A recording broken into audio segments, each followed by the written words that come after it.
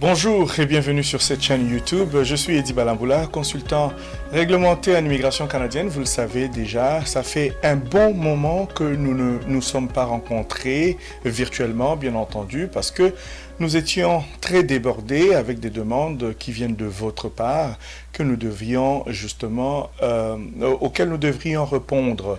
Donc cela nous a pris un peu de temps et c'est pour cela que vous avez remarqué une assez longue absence, je devrais dire, et je le reconnais. Alors, nous sommes de retour pour tenter de vous donner des informations d'immigration, comme nous le faisons habituellement, les informations d'immigration qui vous touchent et qui vont pouvoir vous aider à immigrer au Canada ou à certains membres de votre famille si vous le souhaitez. Alors, nous sommes Balkan Immigration Service. Nous sommes installés au Canada, mais également à Kinshasa. Nous avons un bureau, un cabinet là-bas. Vous pouvez nous contacter. Mais avant tout cela, je vous invite à vous abonner massivement sur cette chaîne YouTube si vous ne l'avez pas encore fait. Et puis, activez les notifications pour recevoir les vidéos que nous mettons en ligne aussi rapidement que nous le faisons. Et donc, nous vous invitons également à visiter notre site internet de notre autre compagnie sœur Balkan Recrutement et Mobilité, balkanrm.ca, c'est ça l'adresse du site internet. Visitez-nous pour voir en fait ce que nous offrons là-bas, c'est la composante recrutement immigration de notre groupe Balkan.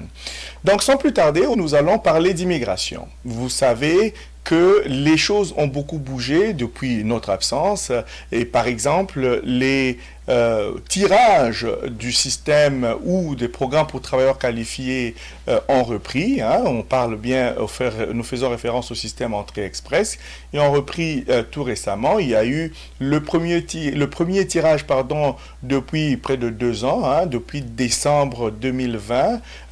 C'est à ce moment-là qu'il y avait le dernier tirage. Et donc ce tirage a eu lieu et nous allons sans plus tarder vous montrer qui sont ceux qui ont été sélectionnés, comment ça s'est fait. Et donc, vous allez voir ici que la sélection de candidats a été faite. Et donc, ici, nous allons rapidement voir, c'était le 6 juillet 2022, comme vous pouvez le remarquer. Et donc, 1500 candidatures ou invitations ont été envoyées. Et donc, la note la moins bien classée était de 557 points. Vous remarquerez bien entendu que cette note-là est quand même assez élevée. Et ça, c'est simplement parce que il y a eu énormément de demandes dans le bassin Entrée Express et j'imagine que le gouvernement veut d'abord se débarrasser de ceux qui ont les notes les plus élevées et pour ensuite attaquer les autres qui se retrouvent dans le système. Et donc vous allez voir ici avec moi que comme je l'ai indiqué, 1500 invitations ont été envoyées et donc la note la moins bien classée était la note de 557. Alors, vous pouvez également continuer à vous préparer pour ceux et celles d'entre vous qui avaient des profils dans le système Entrée Express ou si vous ne les avez pas encore, vous pouvez commencer à vous préparer.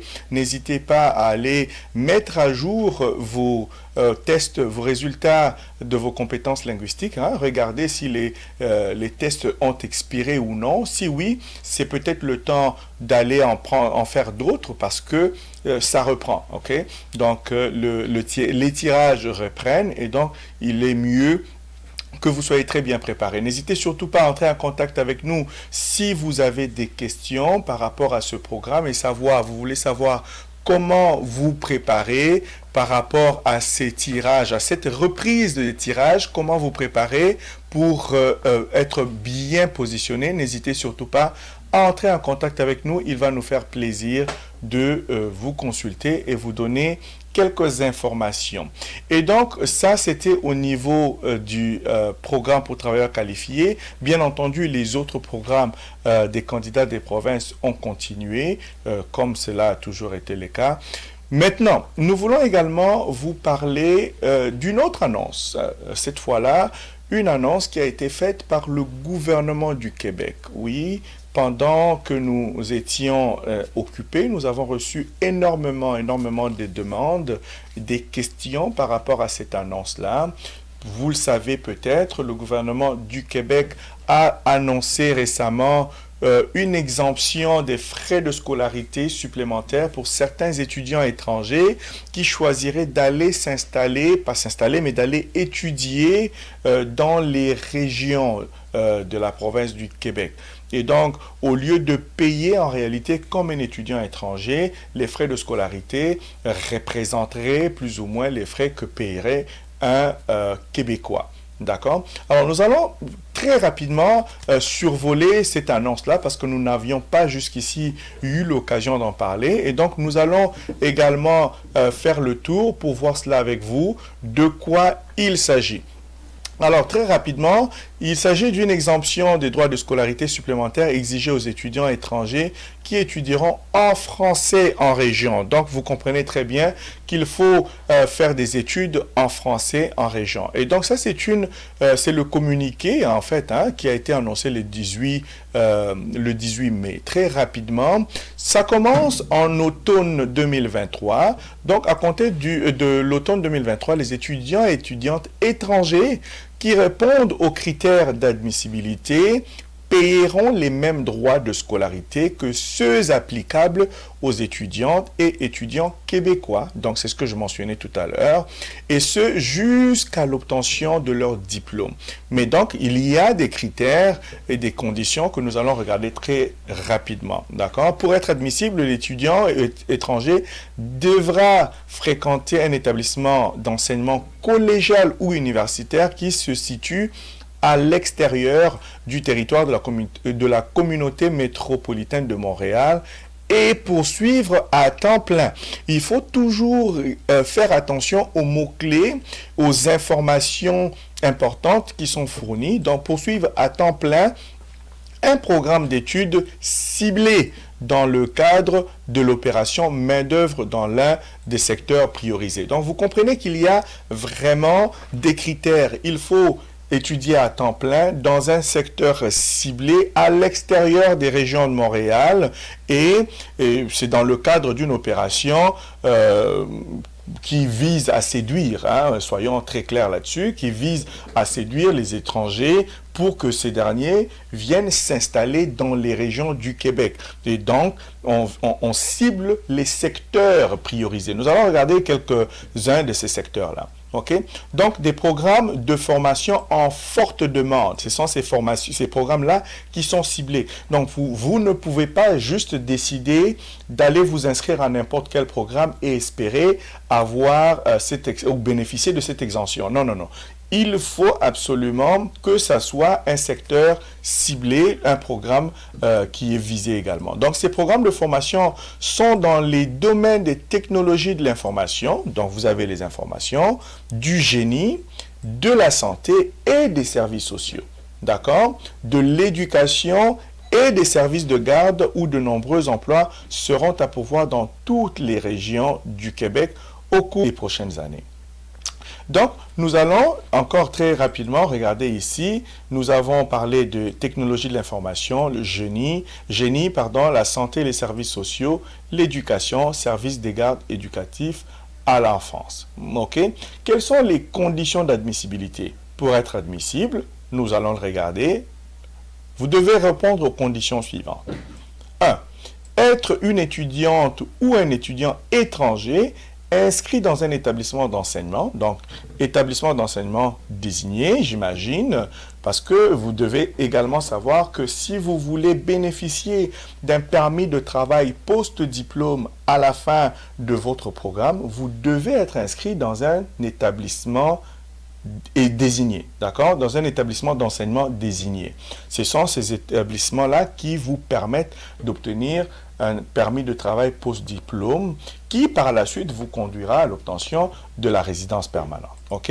Et donc, vous devez être inscrit à temps plein dans un programme d'études en français, programme relié à l'un des domaines identifiés comme prioritaires par le gouvernement du Québec. Je l'ai mentionné, on ne peut pas être plus clair que cela.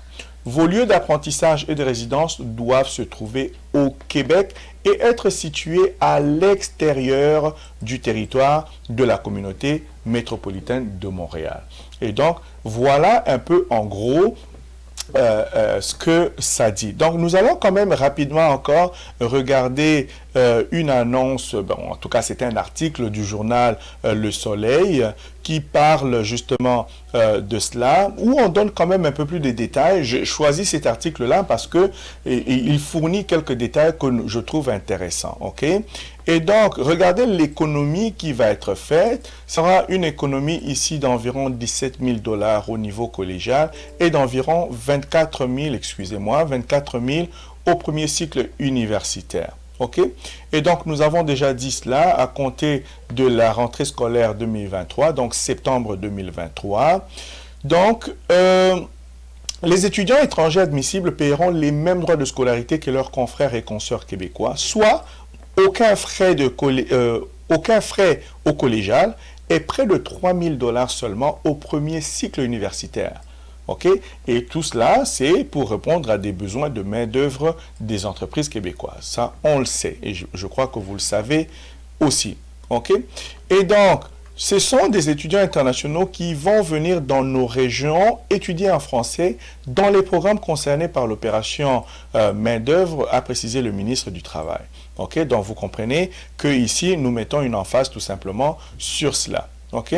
Alors, le raisonnement est le suivant. Donc, regardez, pourquoi il décide de faire cela? On dit très bien ici, l'étranger qui étudie pendant quelques années à Rimouski, par exemple, Saguenay, ou à Sherbrooke, qui sont certaines régions de l'extérieur de la région métropolitaine de Montréal ou du Québec. Et donc, ces gens risquent de s'y établir par la suite de façon permanente. En réalité, ce qui est visé ici, c'est que vous, les étrangers qui souhaitez étudier là-bas, que vous y installiez de manière permanente. Et donc, regardez bien ici, de 24 000 à 3 000. Donc, les frais de scolarité sont en moyenne pour un étudiant étranger de 24 000 $, un étudiant étranger au niveau universitaire, donc 24 000 $. Au lieu de payer ce montant-là, vous payeriez 3 000 $, plus ou moins, comme un Québécois. Et au niveau collégial, les frais de scolarité qui sont autour de 17 000 $, ben, vous payeriez beaucoup moins que cela, ou rien. OK, d'après ce que j'ai lu avec vous tout à l'heure. Et donc, vous comprenez que c'est un programme très intéressant qui est mis sur pied, qui a été annoncé très récemment par le gouvernement du Québec. Commencez à vous y préparer. Vous avez besoin d'aide pour trouver des admissions dans ces collèges et universités à l'extérieur des régions métropolitaines. N'hésitez surtout pas à entrer en contact avec nous. Notre département Balkan Admission Service va se faire le plaisir de vous accompagner justement dans vos demandes d'admission dans les collèges et universités. Rappelez-vous, Eddie Balamboula, je suis également partenaire de recrutement pour certaines universités ici et certains collège. D'accord? Alors, il va nous faire un plaisir de vous accompagner. Nous voulons également vous parler d'une bourse d'études qui est mise à la disposition des étrangers, une bourse d'excellence que nous allons vous en parler un peu plus en détail dans un épisode du podcast que nous allons mettre à votre disposition pour vous expliquer un tout petit peu plus en profondeur quels sont les critères d'admissibilité, les conditions d'admissibilité, les critères d'admission à cette bourse-là ou à ces bourses, parce qu'il y en a deux. Donc, s'il vous plaît, restez connectés. Et puis, je l'ai demandé tout à l'heure, abonnez-vous, activez la notification pour recevoir les vidéos. Très bientôt, nous allons discuter avec un partenaire de Balkan Immigration Service qui est conseiller en orientation scolaire, responsable de la plateforme Étudie. Donc, il va développer avec nous cette bourse-là. Nous allons en discuter un peu plus en profondeur pour comprendre comment ça fonctionne et à qui cela s'adresse-t-il.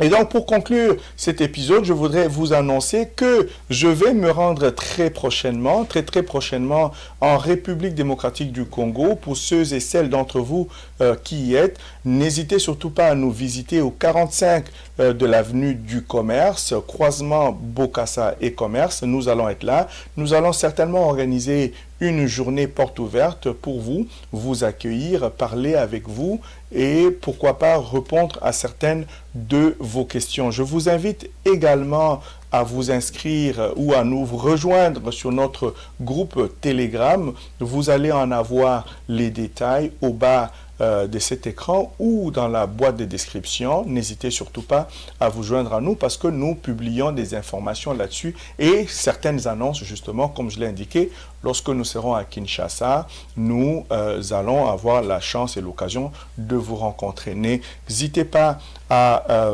prendre des rendez-vous de consultation si vous avez besoin d'informations un peu plus détaillées sur votre situation, si vous voulez venir vous établir au Canada de manière permanente, seul ou avec votre famille.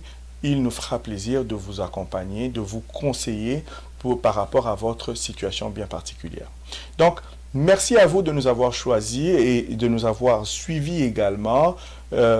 Parlez de nous, partagez la vidéo à vos amis et connaissances, à vos frères et sœurs, pourquoi pas. Aidons-nous à investir dans l'humain.